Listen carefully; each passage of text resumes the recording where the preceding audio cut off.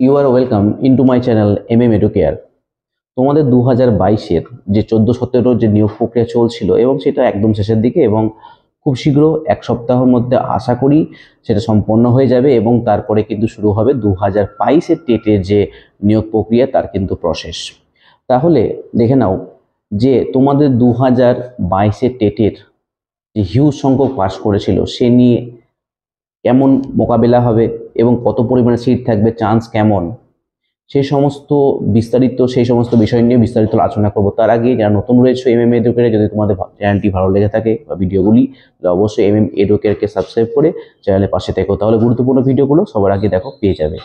তাহলে দেখো, প্রথমে তোমাদের যে আলোচনা করব 2022-এ যে কত পরিমাণে কে ডিএলএড পাস করা রয়েছে এবং ভ্যাকেন্সি কেমন থাকতে পারে, এবং গৌতম পাল যে এর আগে বলেছিলেন যে 50,000 মতো নিয়োগ প্রক্রিয়া কিন্তু আমরা করব এবং সেটা কি আদৌ সম্ভব বা নিবে, এই সমস্ত বিষয়ে আলোচনা করছি। তার আগে প্রথমে দেখে নাও যে তোমাদের 2022-এর টেট পাস করেছিল কত ক্যান্ডিডেট, কত ছিল পরীক্ষা দিয়েছিল। তো দেখো, তোমাদের 2022-এর টেটটা হয়েছিল এবং গৌতম পাল কি বলেছিলেন যে প্রতি বছরই কিন্তু নিয়মিতভাবে টেট পরীক্ষা হবে এবং তার পরিপ্রেক্ষিতে কিন্তু যেমনটা ভ্যাকান্সি থাকা উচিত, অল্প করেই বা বেশি করে যেমন করেই হোক কিন্তু প্রতি বছর নিয়োগ সম্পন্ন করার চেষ্টা করবেন। তারপর দেখো 2022-এর যেটা বর্তমানে হয়ে গেল, সেখানে কিন্তু 11,765 মতো ভ্যাকান্সি ছিল, ঠিক আছে, এবং সেই পদের ওপর ভিত্তি করে কিন্তু নিয়োগ প্রক্রিয়া চলছে এবং শেষের দিকে। এবার দেখো 2022-এ যে প্রাইমারি টেটটা হয়েছিল, সেই টেটে কিন্তু পরীক্ষা কত ক্যান্ডিডেট দিয়েছিল, সেখানে পরীক্ষা দিয়েছিল মোটামুটি এক্সামে যারা অ্যাপিয়ার হয়েছিল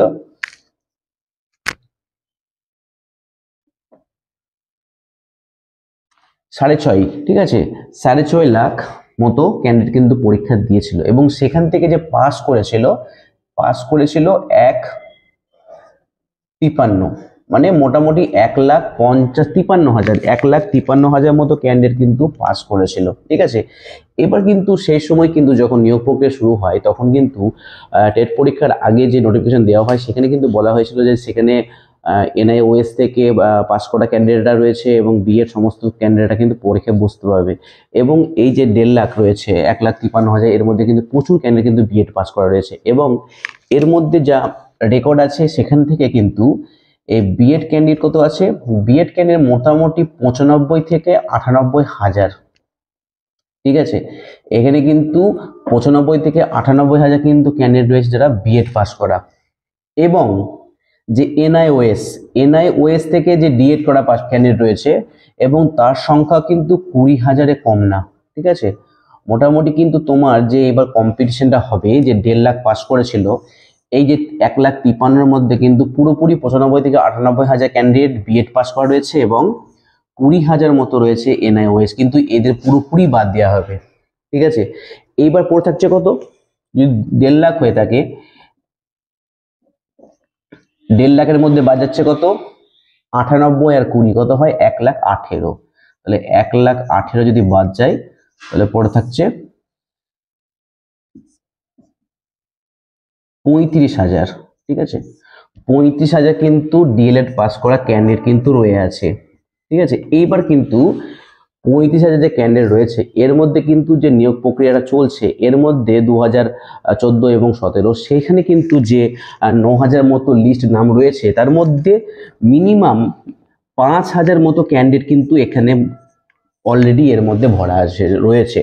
তাহলে যদি এই 5,000 বাদ দিই, যেগুলো হচ্ছে 2014 এবং 17 যে নিয়োগ প্রক্রিয়া চলছে, সেই ক্যান্ডিডেট কিন্তু রয়েছে কম করে, মিনিমাম বলছি আমি, মিনিমাম কম করে হলে পরেও 5,000 হলেও কিন্তু আমাদের পড়ে থাকছে কত, 30,000। তাহলে 30,000 মতো ক্যান্ডিডেট রয়েছে যারা 2022-এ টেট পাস এবং তারা ডিএলএড পাস করা রয়েছে।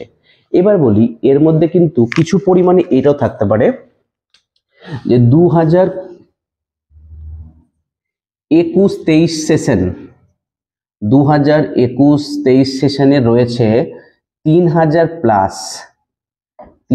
প্লাস এবং 2022 এবং 2024 সেশনে কিন্তু 5,000 প্লাস স্টুডেন্ট কিন্তু রয়েছে যারা ডিএলএড পাস। কিন্তু এদের কিন্তু পরবর্তীকালে কি হবে সেটা বলা যাচ্ছে না, সেটাকে বাদ দিচ্ছি, ওটাকে ধরেই 30,000 কিন্তু ধরে রাখো এইগুলো কি হবে সেটা বলা যাচ্ছে না, কারণ যখন 2022-এ টেট পরীক্ষার যে নোটিফিকেশন জারি করা হয়েছিল সেখানে কিন্তু ডিএলএড এবং বিএড সমস্ত স্টুডেন্টদেরকে কিন্তু বসার সুযোগ দেওয়া হয়েছিল, ঠিক আছে। কিন্তু সেটা বাদ দিচ্ছিল, বর্তমানে পড়ে থাকলো 30,000 স্টুডেন্ট যারা কিন্তু ডিএলএড পাস। এর মধ্যে ভ্যাকান্সি কত হতে পারে? এর মধ্যে ভ্যাকান্সি কত হতে পারে?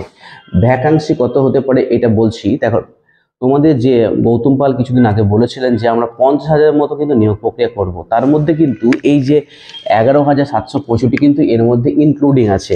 তাহলে যদি আমি 12,000 বাদ দিই তাহলে মোটামুটি 38,000 হতে পারে।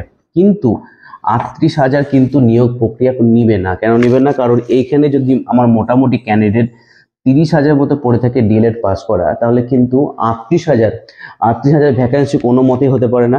এবার এই যে পদটা রয়েছে এটা কিন্তু একবারে নিবে না দুবার নেবে সেটা পরবর্তীকালে বিষয়। কিন্তু আমার যেটা মনে হচ্ছে যে গতবার যেটা 11,765-র ওপর নিয়োগ প্রক্রিয়া চলছে সেইটা 2022-এ, কারণ প্রতি বছর যদি টেট পরীক্ষা নেওয়া হয় তাহলে কিন্তু প্রতিবার কিছু কিছু করে নিয়ে কিন্তু নিয়োগ প্রক্রিয়া চালু রাখবে, যাতে সরকারের সঙ্গে জনগণের একটা কানেকশন থেকে যায়। তাই আমি যেটা বলছি, যেটা 10 থেকে বড় জোর যদি 30,000 ক্যানের মানে পাস করা থাকে, সেই জায়গায় কিন্তু 38,000 নেওয়ার কোনো কথাই আসছে না। তাহলে ভ্যাকান্সি হয় 10 অথবা 15 অথবা 20, মানে 2022 যে টেট পরীক্ষা বা টেটের যে নিয়োগ প্রক্রিয়া হবে বা ইন্টারভিউটা শুরু হবে সেটা বড় জোর 10,000 অথবা 15,000 বা 20,000 ভ্যাকান্সির নিরিখে কিন্তু নিয়োগ প্রক্রিয়া শুরু হবে। তাহলে পরবর্তী আবার 2026-এ বিধানসভা নির্বাচন আছে এবং প্রতিবার কিন্তু ভ্যাকান্সি যদিও যে কিছু পরিমাণে বাড়ছে সেটা কিন্তু সমস্ত একসঙ্গে দিবেন না সরকার। সরকার কিন্তু প্রতিবার এইভাবে একটু একটু করে জেট নিয়ে তবে সেটাকে রেখে দেবে পরবর্তী নিয়োগের জন্য। একবার দিলে পরে কিন্তু মানুষ ভুলে যাবে। এবং ভোটকে কাজে রেখে আমি বলছি, যেহেতু সামনে মাঝে মধ্যে ভোট থাকে প্রতি বছর অন্তর অন্তর, এই জন্য এই যে সিট বা পদ ফাঁকা আছে সেটা কিন্তু এত না নিয়ে হয় দেখবে 10, 15, ম্যাক্সিমাম 20,000 ওপরে কোনো মতেই ভ্যাকান্সি ছাড়বে না। তাহলে 2022-এ দেখতে পাবে 10 থেকে 20 এর ওপরে হতে পারে। এবার বলি, যদি 10 থেকে 20,000 হয় তাহলে যদি 30,000 আমার ডিএলএড ক্যান্ডিডেট পাস করা থাকে তাহলে কিন্তু চাকরি পাওয়ার সম্ভাবনা কেমন থাকবে? যদি 15,000 এভারেজ আসছে, আমি 15,000 হলে পরে 1:2, মানে দুটো ক্যান্ডিডেটের উপর ভিত্তি করে একটা স্টুডেন্টকে কিন্তু নেওয়া হবে। তাহলে যারা 2014-17 নিয়োগ প্রক্রিয়ায় নিতে পারোনি, অংশগ্রহণ করতে পারোনি বা পারোনি, তারা কিন্তু 2022-এ যে টেট পরীক্ষা দিয়েছো তাদের কিন্তু ইন্টারভিউ প্রসেস কিন্তু খুব শীঘ্র শুরু হবে এবং তোমরা ভালোভাবে তৈরি হও। এবং যেহেতু এখানে বিএড এবং এনআইওএস থেকে কোনো প্রার্থী সুযোগ নেই, তোমাদের এখানে কিন্তু ব্যাপক সুযোগ থাকছে এবং কাট অফ পরবর্তীকালে ভিডিওতে তোমাদের আলোচনা করব। কিন্তু বলছি তোমাদের কিন্তু কাট অফ কিন্তু বাড়বে। কেন বাড়বে? দেখো, যত দিন যাবে তত কিন্তু মাধ্যমিক উচ্চ মাধ্যমিক কিন্তু নম্বর কিন্তু আগের থেকে অনেক বেশি পরিমাণে পাওয়া যাচ্ছে। তাই এবং ইন্টারভিউ কিন্তু আগে যে পরিমাণ নম্বর দেওয়া হতো এখন কিন্তু ইন্টারভিউ নম্বর প্রচুর পরিমাণে দেওয়া হচ্ছে। মানে ইন্টারভিউ কিন্তু কেউ 10-এর মধ্যে 10ও পেয়ে যাচ্ছে। কাজে ইন্টারভিউ 10 যদি পেয়ে যায় তাহলে কিন্তু সে ক্যান্ডিডেট কিন্তু মাধ্যমিক উচ্চ মাধ্যমিক নম্বর কম পেলেও কিন্তু সে কিন্তু মোকাবিলায় অনেকটা এগিয়ে থাকবে। তাহলে তোমাদেরকে সবসময় চেষ্টা করতে হবে জেনারেলদের কম করে 32 থেকে